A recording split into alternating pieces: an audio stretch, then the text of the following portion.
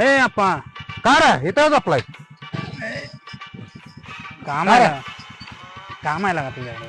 काय काम आहे जेवलं नाही 2 दिवस झाले. 2 दिवस का जेवला नाही आणि हातपाय कस काय कापायला लागले तू पैसे नाहीत बाय.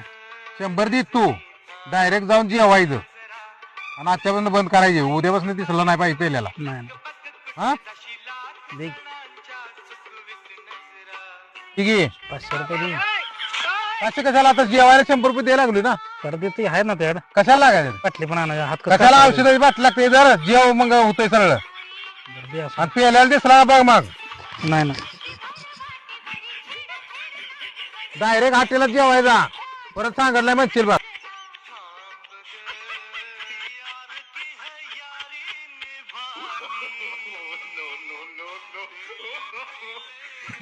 लगा पिऊन आलास होय तू